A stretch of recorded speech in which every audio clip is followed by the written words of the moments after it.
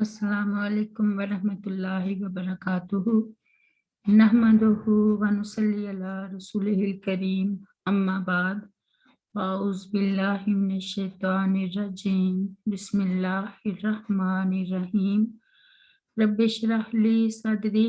व यस्सिर ली अमरी वहलुल उक़दतम मिन लिसानी यफ़क़हू क़ौली rabbi ज़िदनी इल्मा rabbi ज़िदनी इल्मा rabbi ज़िदना इल्मा अल्लाहुम्मा फ़क़्हिना फ़िद्दीन रब्बि यस्सिर वला तुअस्सिर व तम्मिम बिल खैर रब्बिरहमहुमा कमा रब्बयानी सगीरा रब्बिरहमहुमा कमा रब्बयानी सगीरा रब्बिरहमहुमा कमा रब्बयाना सगीरा। आज हम सूरत अल माइदा की आयत नंबर 102 से पढ़ेंगे इंशाअल्लाह।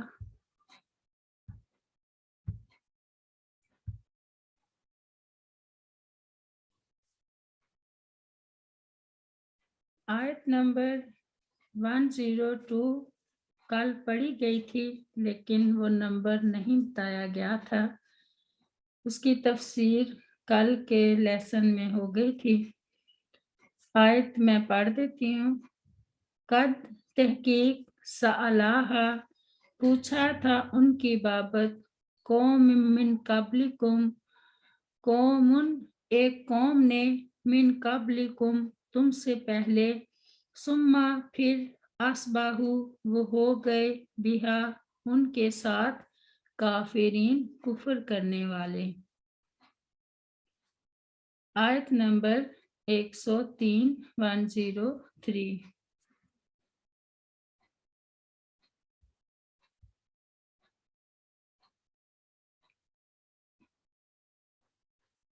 मा जअलल्लाहु नहीं मुकर्रर की अल्लाह ताला ने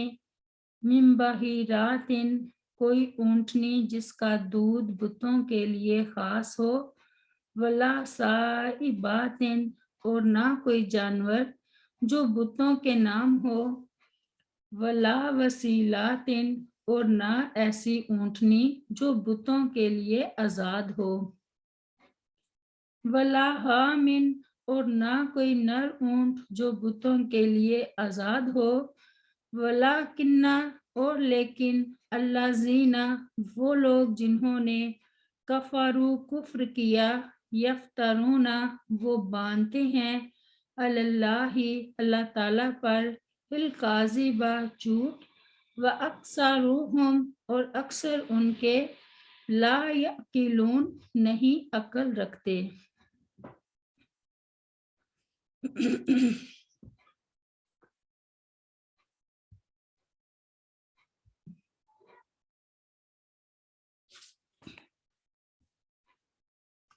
ये उन जानवरों की किस्में हैं जो अहले अरब अपने बुतों की नज़र कर दिया करते थे।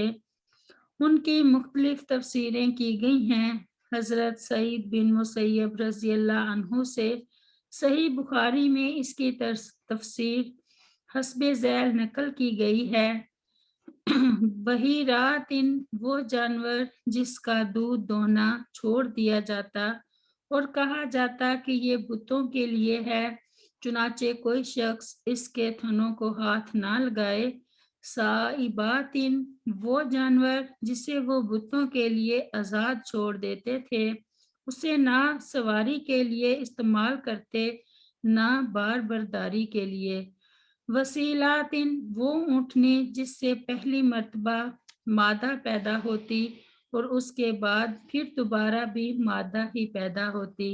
यानी एक मादा के बाद दूसरी मादा मिल गई, उनके दरमियान किसी नर से तफरीक नहीं हुई, ऐसी ऊँटनी को भी वो बुतों के लिए आज़ाद छोड़ देते थे।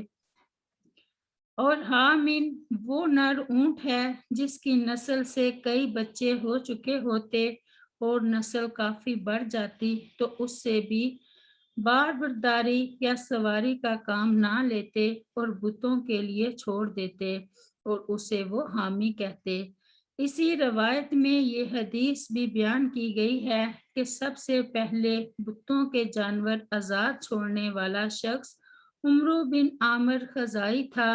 نبی صلی اللہ علیہ وسلم فرماتے ہیں کہ میں نے اسے جہنم میں انتڑیاں کھینچتے ہوئے دیکھا۔ آیت میں کہا گیا ہے کہ اللہ تعالیٰ نے ان جانوروں کو اس طرح مشروع نہیں کیا کیونکہ اس نے تو نظر و نیاز صرف اپنے لیے خاص کر رکھی ہے۔ بتوں کے لیے یہ نظر و نیاز کے طریقے مشرکوں نے ایجاد کیے ہیں، اور بتوں اور معبودان باطل کے نام پر جانور چھوڑنے اور نظر و نیاز پیش کرنے کا یہ سلسلہ آج بھی مشرکوں میں بلکہ بہت سے نام نہاد مسلمانوں میں بھی قائم و جاری ہے۔ اعاذنا اللہ منہ۔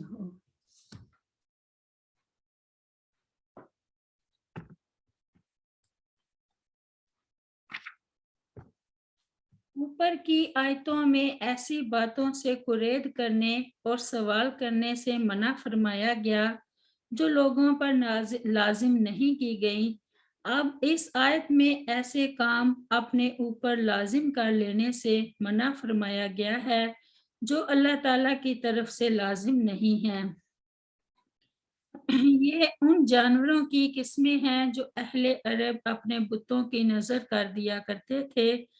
حالانکہ اللہ تعالیٰ نے ان جانوروں کو اس طرح مشروع نہیں کیا ہے کیونکہ اس نے تو نظر و نیاز صرف اپنے لیے خاص کر رکھی ہے۔ بتوں کے لیے یہ نظر و نیاز کے طریقے مشرکوں نے ایجاد کیے ہیں۔ سعید بن مسیب رضی اللہ عنہ بیان کرتے ہیں کہ بحیرہ اس جانور کو کہتے ہیں جس کے دودھ کو بتوں کے لیے وقف کر دیا جاتا تھا اور کوئی آدمی اس کا دودھ نہیں دوہتا تھا، اور صائبہ اس جانور کو کہتے ہیں جسے وہ اپنے معبودوں کے لیے وقف کر دیتے تھے اور ان پر کوئی بوجھ نہیں لادا جاتا تھا۔ فرماتے ہیں سیدنا ابو ہریرہ رضی اللہ عنہ بیان کرتے ہیں کہ رسول کریم صلی اللہ علیہ وسلم نے فرمایا، میں نے عمرو بن عامر خزائی کو دیکھا کہ وہ اپنی انتڑیوں کو جہنم میں گھسیٹ رہا تھا۔ یہ پہلا وہ شخص تھا جس نے جانوروں کو صائبہ بنانے کی رسم کی داغ بیل ڈالی تھی، اور وسیلہ اس جوان اونٹنی کو کہتے ہیں جو پہلی اور دوسری بار مادہ کو جنم دیتی۔ اگر اس نے پہلی اور دوسری بار مادہ ہی کو جنم دیا ہوتا اور اس درمیان کوئی نر نہ پیدا ہوتا تو وہ لوگ اسے بتوں کے نام پر وقف کر دیتے تھے۔ ہم اس سانڈ اونٹ کو کہتے تھے جو ایک خاص مخصوص تعداد میں اونٹنیوں کو حاملہ کر دیتا تو اسے بتوں کے نام پر وقف کر دیتے، اس پر کوئی بوجھ نہ لاتے اور اسے حامی کے نام سے موسوم کر دیتے تھے۔ غیر اللہ کے نام پر جانور چھوڑنے کا یہ سلسلہ اب بھی کفار کے علاوہ نام نہاد مسلمانوں میں جاری ہے۔ مثلاً پیروں کی گائے جہاں چاہیں پھریں، انہیں کوئی کچھ نہیں کہتا۔ سیدنا عبداللہ بن مسعود رضی اللہ عنہ بیان کرتے ہیں کہ رسول کریم صلی اللہ علیہ وسلم نے فرمایا، بے شک جس نے سب سے پہلے جانوروں کو صائبہ بنانے کی رسم ڈالی اور سب سے پہلے بتوں کی عبادت کی، وہ ابو خزاع عمرو بن عامر تھا، اور میں نے اسے دیکھا کہ وہ جہنم میں اپنی انتڑیوں کو گھسیٹ رہا تھا۔ آیت نمبر 104۔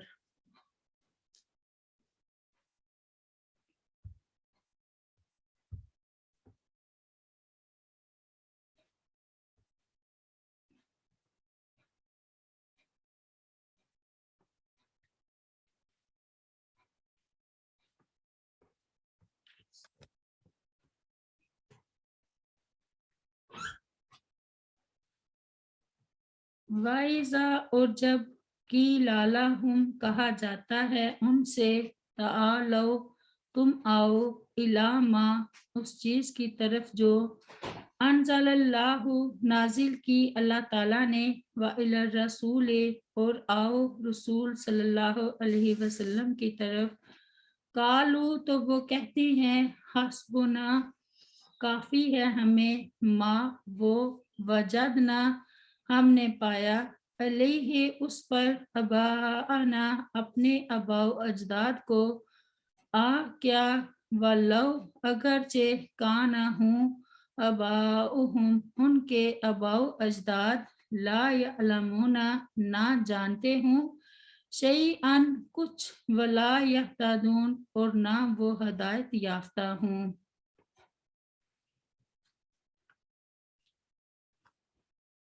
جو مشرکین مختلف شرکیہ اعمال میں مبتلا تھے، ان سے جب کہا جاتا کہ تم لوگ اپنے باپ دادا کی تقلید چھوڑ دو جنہوں نے اللہ تعالیٰ کے بارے میں افترا پردازی سے کام لیا تھا، اور اللہ تعالیٰ اور اس کے رسول جو کہتے ہیں اس پر عمل کرو، تو وہ فوراً بول اٹھتے کہ ہم تو اپنے باپ دادا ہی کی تقلید کریں گے۔ اس کا جواب اللہ تعالیٰ نے دیا کہ کیا باپ دادا کی تقلید ان کے لیے کافی ہوگی، چاہے ان کے وہ باپ دادا حق کو جانتے اور پہچانتے نہ ہوں۔ اس آیت میں اگرچہ عرب کے مشرکین کی بات ہو رہی ہے، مگر لفظ عام ہے